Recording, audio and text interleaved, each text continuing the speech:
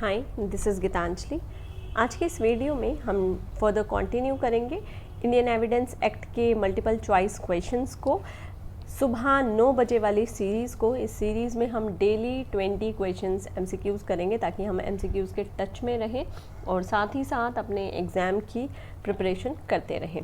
और साथ ही मैं यहाँ बताना चाहूँगी कि अगर आप हमारे पेड कोर्सेज़ को परचेज़ करना चाहते हैं या फिर लीगल ड्राफ्टिंग्स को, या आपकी लीगल क्वेरी है, या फिर आप मेरे साथ कोई इंटरेक्टिव सेशंस करना चाहते हो, तो आप हमें स्क्रीन पर दिए गए नंबर्स पर कांटेक्ट करके इन्फॉर्मेशन ले सकते हो।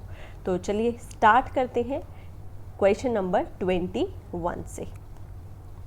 फर्स्ट क्वेश्चन नंबर 21 है हमारा। Question of mode of proof is, mode of proof किस तरीके से होगा, is a question of law which can be raised at any time, is a question of procedure but has to be raised at the first opportunity and stands waived if not raised at first opportunity. A question of procedure and can be raised at any time. Mixed question of law or fact. देखिए mode of proof क्या है, ये हमारा procedure है, तो answer here is option number B. ठीक है, option number B यहाँ पर करेक्ट आंसर होगा। Next is question number 22। Question है which of the following documents are not admissible in evidence. कौन कौन से डॉक्यूमेंट एडमिजिबल नहीं होंगे। डॉक्यूमेंट इम्प्रॉपरली प्रोड्यूस्ड एडमिजिबल होगा। ठीक है, एडमिट किए जाते हैं सभी तरह के documents. Document produced by procured by illegal means, ये भी एडमिजिबल होगा। ठीक है, तो answer here is neither A nor B. Next question, question number 23। The fact which form part of same transaction. हमें अब तक ये लर्न हो गया होगा, सेम ट्रांजैक्शन हमें दिया होता है सेक्शन नंबर 6 में। ठीक है, so answer here is option number B. Next question, question number 24। A fact forming part of same transaction is relevant under section 6 of Indian Evidence Act. अब सेक्शन 6 का बता दिया सेम ट्रांजैक्शन पे है, पर कब। If First option, if it is in issue and have occurred at the same time and place. It is in issue and may have occurred at different time, different place. Though not in issue, may have occurred at same time and place or at different time, different place. देखिए same time, same place, different time, different place, ये दोनों word दिए गए हैं section number 6 में। So answer here is option number C. Next question, question number 25. Question is several classes of facts which are connected with the transaction in a particular mode are relevant. बहुत सारी classes अगर एक दूसरे से जुड़ी हुई हैं तो ये कहाँ रेलेवेंट होंगी, सेक्शन 7, सेक्शन नंबर 7 में। ठीक है, so answer here is option number B. Next question, motive of preparation and conduct are relevant under. तो मोटिव हमारा रेलेवेंट होता है सेक्शन नंबर 8 में। So answer here is option number C. Next question, question number 27। Section number 8 of Indian Evidence Act, motive is relevant, preparation is relevant, conduct is relevant.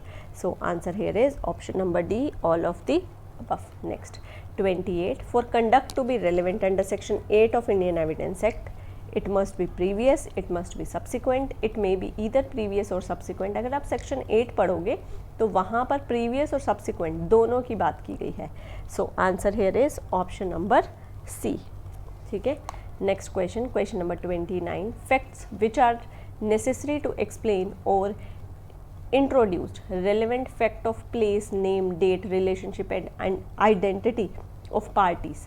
Identity जहाँ पर भी word आ जाए ना, आपको ध्यान रखना है सेक्शन 9 से।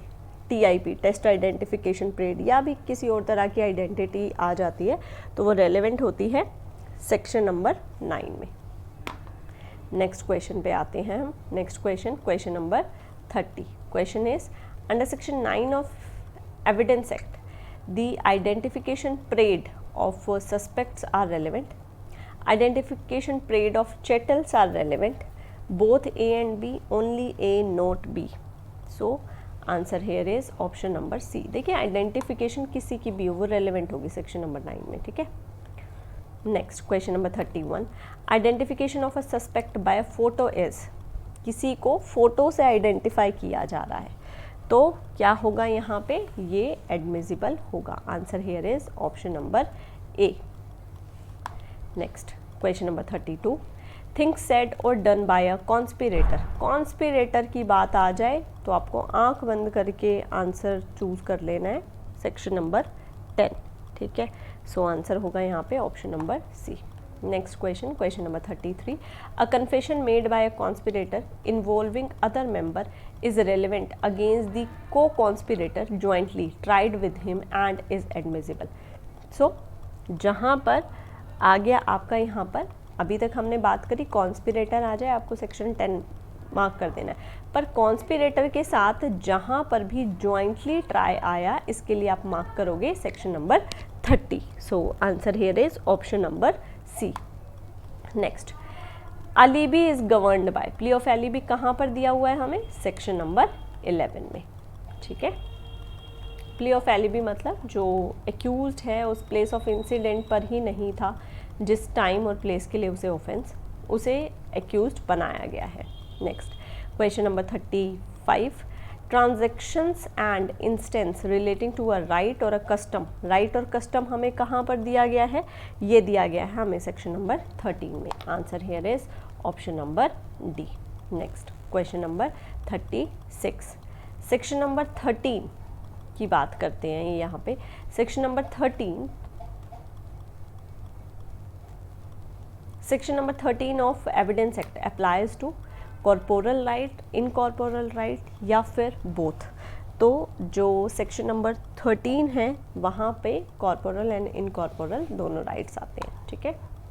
Next question number 37, section number 13 of Indian Evidence act is confined to public right, does not cover private right, not confined to public but cover private also, confined to private and does not cover public। so यहाँ पर जो 13 है ना, ये इसमें public और private दोनों right आते हैं, पब्लिक भी आते हैं और प्राइवेट भी आते हैं, ठीक है।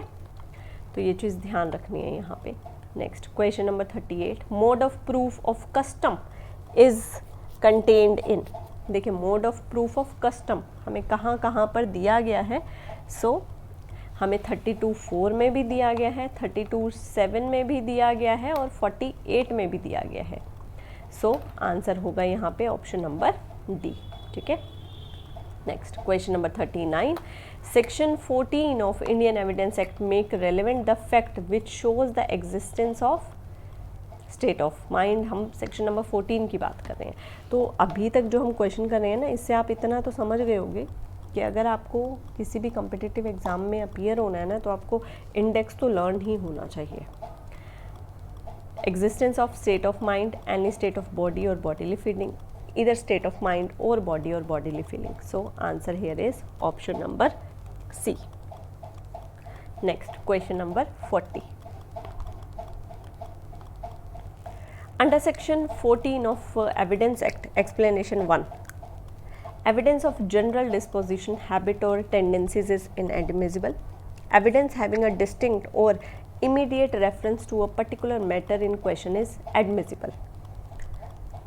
तो क्या आंसर होगा यहाँ पे, ये दोनों ही सेक्शन 14 एक्सप्लेनेशन 1 के अकॉर्डिंग करेक्ट है। So answer here is option number C, ठीक है।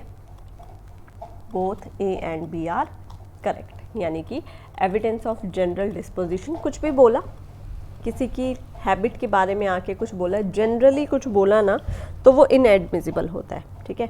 पर जहाँ पर पर्टिकुलर रेफरेंस किया जाए वो एडमिसिबल होते हैं। तो ये दोनों स्टेटमेंट करेक्ट है। यहाँ पे हमने 9 बजे वाली सीरीज़ के 20 क्वेश्चंस अगेन कवर कर लिए हैं। मुझे लगता है अगर हम डेली इस तरीके से 10 मिनट्स भी अपनी MCQs को दें तो हम काफ़ी सिलेबस को कवर कर सकते हैं, और अगर हम किसी एग्ज़ाम को टारगेट नहीं भी कर रहे हैं तब भी हम लॉ के टच में रह सकते हैं। आई होप ये 9 AM वाली जो सीरीज़ है ये आप सभी के लिए हेल्पफुल जा रही होगी। अगर हाँ तो कमेंट सेक्शन में ज़रूर बताएं, और साथ ही आपका कोई ओपिनियन हो तो वो भी आप शेयर कर सकते हैं। थैंक यू, मिलते हैं कल सुबह 9 बजे।